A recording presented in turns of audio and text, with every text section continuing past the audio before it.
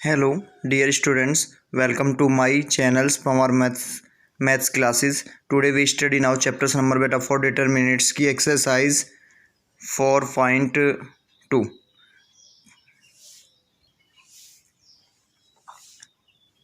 Exercise 4.2 का question number 1 बेटा using the property of the determinants and without expanding in exercise में ये जो क्वेश्चन है 1 to 5 तक ये हमें इसको जो है सोल्व करके बताना है और वो भी विदाउट एक्सपेंड मतलब किसी रो या कॉलम के अकॉर्डिंग उसकी डिटरमिनेंट वैल्यू नहीं फाइंड करनी है, उसको सिंपली उनकी प्रॉपर्टी के बेस से उसकी वैल्यूज बतानी है हमें फाइंड करके।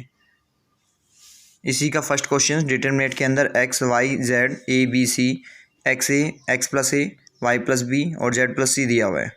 तो सबसे पहले हम क्या करते हैं बेटा, ये जो हमारे पास फर्स्ट आप देख रहे हैं कॉलम है और सेकंड कॉलम है, यदि मैं फर्स्ट कॉलम को रिप्लेस कर देता हूँ और रिप्लेस कैसे कर देता हूँ कि उसमें कॉलम 1 एंड कॉलम 2 को एडिट कर लेता हूँ, तो कॉलम 1 एंड कॉलम 2 एडिट हो जाएंगे। तो ये कितना आ जाएगा, कॉलम 1 के प्लेस पे एक्स में ए एडिट होगा तो एक्स प्लस ए आ जाएगा यहाँ पे, फिर वाई में बी एडिशन होगा तो वाई प्लस बी आ जाएगा, जेड में सी एडिट होगा तो जेड प्लस सी आ जाएगा, जेड प्लस क्या आ जाएगा सी। तो ये डिटरमिनेंट वैल्यू की फॉर्म क्या आ जाएगी, डिटरमिनेंट के अंदर x plus a x y plus b z plus c, यहाँ ए बी सी और यहाँ एक्स प्लस ए Y plus b z plus c. जब दो रो या कोई टू कॉलम्स आपस में सेम एलिमेंट होते हैं तो उनकी वैल्यू कितनी होती है, जीरो, क्योंकि दो आइडेंटिकली वैल्यू सेम होंगी, इसमें दो कॉलम सेम हो जाएंगे तो इसका डिटरमिनेंट वैल्यू का रिजल्टेंट कितना होगा, जीरो के बराबर। तो इस तरीके से हम इस क्वेश्चन को सोल्व कर लेते हैं।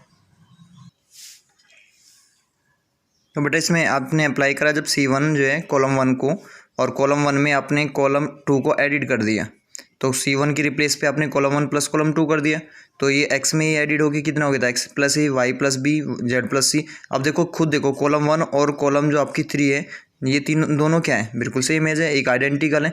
और जब दो रिजल्टेंट किसी टू कॉलम या टू रो आपस में क्या होते हैं, आइडेंटिकली होते हैं, मतलब आइडेंटिकल का मतलब सेम एलिमेंट वाले होते हैं, तो उनकी वैल्यू कितनी होती है डिटरमिनेंट की, जीरो के बराबर। तो इसकी वैल्यू कितनी होगी बेटा, जीरो के इक्वल हो जाएगी।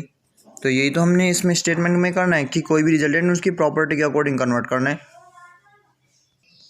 और ये कौन सी प्रॉपर्टी होती है, ये प्रॉपर्टी नंबर आपकी 3 होती है। प्रॉपर्टी 3 के अकॉर्डिंग आपने ये स्टेटमेंट कहा कि ये जीरो के इक्वल है जब इसमें सेम टू आइडेंटिकली कॉलम है, ये दो कॉलम क्या है सेम आइडेंटिकल है, इस वजह से आपने कहा कि इसकी वैल्यू जीरो के इक्वल है।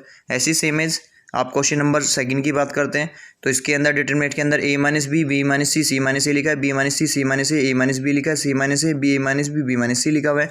तो आप क्या करें, आप इसमें से किसी भी रिजल्टेंट को आप एडिशन कर रहे हैं तो आप ये देखेंगे कि यदि हम इस साइड से यदि कॉलम की तरफ से या रो वाइज अकॉर्डिंग टू इनको एडिट करें, कॉलम 1 कॉलम 2 अप्लाई क्या करें इसमें, यदि हम अप्लाई कर देते हैं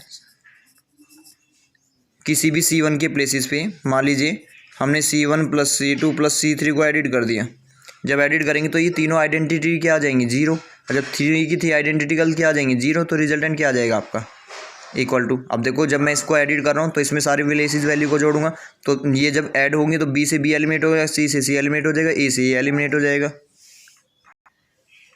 तो जब मैंने इसे एडिट किया तो ये एलिमेंटेशन में सारे जोड़ के रिजल्टेंट कितने हो गए, जीरो, ये भी कितना हो गया जीरो, ये भी कितना हो गया जीरो यहाँ पे, और ये बिल्कुल सेम है, यही रह जाएंगे बी माइनस सी, ये कॉलम 1 ये सेम आ जाएगा बी माइनस सी, और आपका सी माइनस ए माइनस बी, ये सी माइनस ए माइनस बी और बी माइनस सी।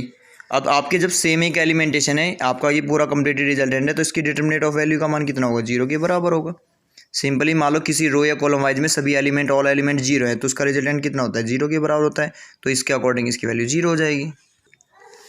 अब इसी का बेटा ये क्वेश्चन है, क्वेश्चन नंबर 3, जिसमें डिटरमिनेट करना है, इसकी वैल्यू को निकालना है। जब इसकी वैल्यू को निकालना है तो इसके लिए हम क्या ऑपरेट कर देंगे कि जो कॉलम नंबर 3 है हमारा, तो कॉलम नंबर 3 हमारा बिल्कुल हमें सेम एज करना है, तो ये कब बनेगा, जब हम इसके C3 कॉलम में से -C1 -9 C2 को माइनस कर देंगे, दैट इज़ क्योंकि दोनों का सम करेंगे। देखो 7 का हमने 9 टाइम करा 7 9 जा 63 या 63 में 2 एडिट करो तो 65। ऐसे ही 8 का 9 टाइम करो 72 में 3 एडिट करो तो 75। 9 का 9 टाइम करो प्लस 5 एडिट करो तो 86। तो दैट इज क्या ऑपरेट करना पड़ेगा में से column 3 minus C1 minus 9 C2 को माइनस करना पड़ेगा।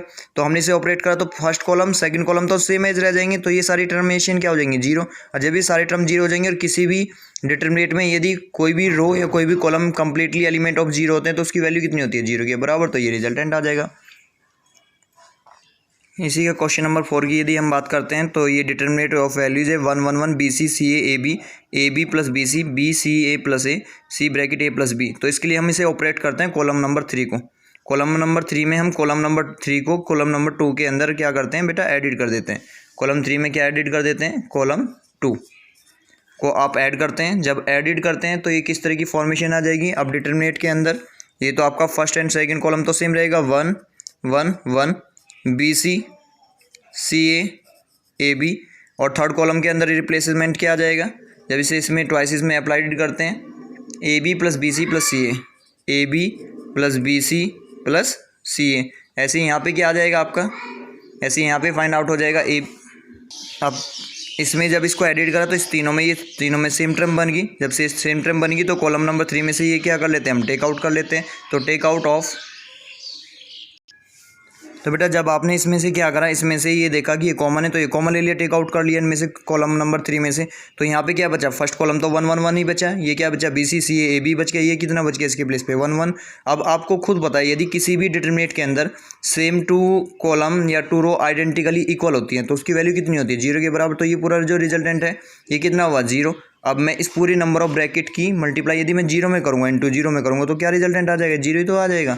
तो इस आइडेंटिकल की वैल्यू का मान कितना आ जाएगा, जीरो के इक्वल ही आ जाएगा। क्यों, क्योंकि इसमें 2 आइडेंटिकल आपस में सेम है कॉलम वाइज में, इसलिए जब 2 कॉलम आइडेंटिकल हैं आपस में तो इनके आइडेंटिकल का मतलब क्या होता है, जब सेम एलिमेंट होता है किसी भी 2 कॉलम के तो इसमें सेम है तो इसकी डिटरमिनेट की वैल्यू का मान कितना होगा, जीरो।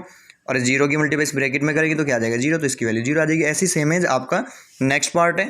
पहले आप इसको सेपरेटली कर लेंगे, किसी भी आइडेंटिकल में 2 मैट्रिक्स बन जाएंगी और 2 मैट्रिक्स की वैल्यू को फिर आप उसके बेस पे सिंप्लीफाई कर लेंगे तो इसका क्या आ जाएगा, ट्वाइस आ जाएगा।